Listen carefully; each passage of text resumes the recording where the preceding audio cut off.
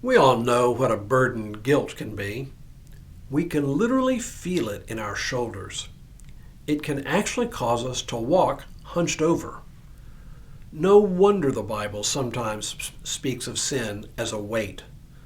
Of course, it is not an actual physical weight, but the metaphor of sin as a burden or weight certainly feels right. So how can we get rid of the burden of sin and guilt that weighs us down so heavily? Hello, I'm Stuart Baskin, pastor of First Presbyterian Church of Tyler, Texas, and this is your daily devotional for Tuesday, February 27th, 2024. In the book of Leviticus, which I suspect most of us almost never read, there is a curious instruction for Aaron and the priests.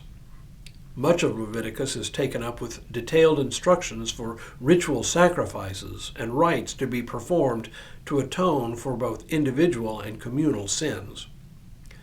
Most of these involve killing an animal, but there is actually one where the animal lives, or one of the animals anyway. It is part of the ritual of the annual Day of Atonement, what we now refer to as Yom Kippur. After sacrificing a bull, 2 goats were to be brought to Aaron. Aaron was to cast lots to determine the fate of each goat. 1 goat would be sacrificed. But the fate of the other was very different. We read, "Aaron shall cast lots on the 2 goats, 1 lot for the Lord, and the other lot for Azazel.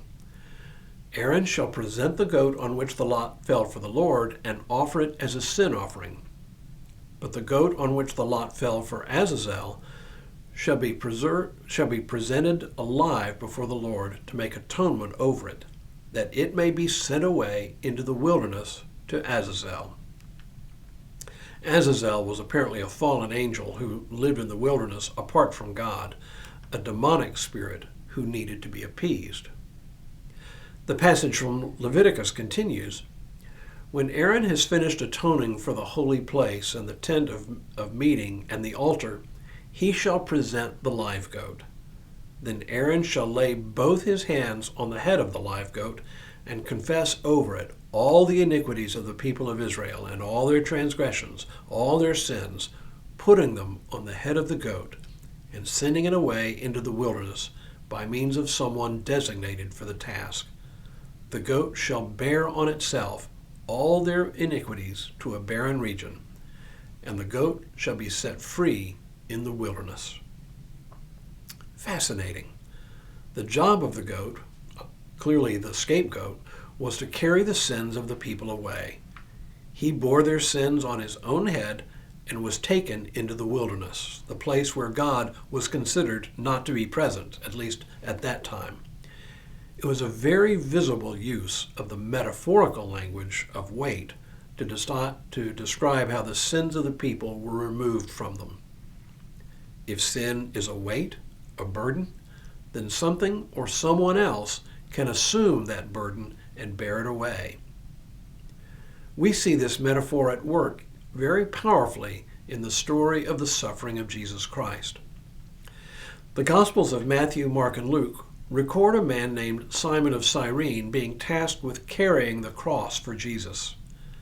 But the Gospel of John tells a very different story, and one which makes me wonder whether this metaphor of sin as a burden that could be borne by someone else was in the writer's mind when he wrote these words. "So they took Jesus, and carrying the cross by himself, he went out to what is called the place of the skull, which in Hebrew is called Golgotha. There they crucified him." That Jesus suffered and was crucified for us and for our sins is central to our faith.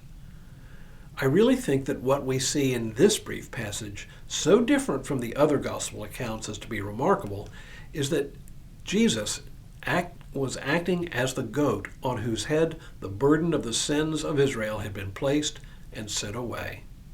It's a very powerful image.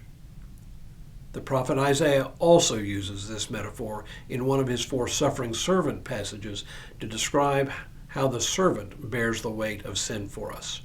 We read, "Surely he has borne our infirmities and carried our diseases.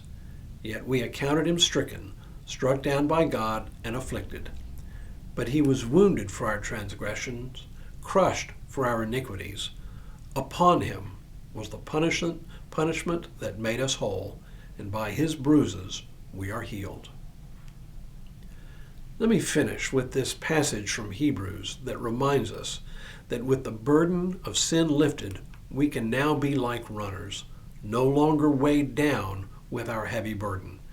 Therefore, he says, since we are surrounded by so great a cloud of witnesses, let us also lay aside every weight and the sin that clings so closely, and let us run with perseverance the race that is set before us, looking to Jesus, the pioneer and perfecter of our faith.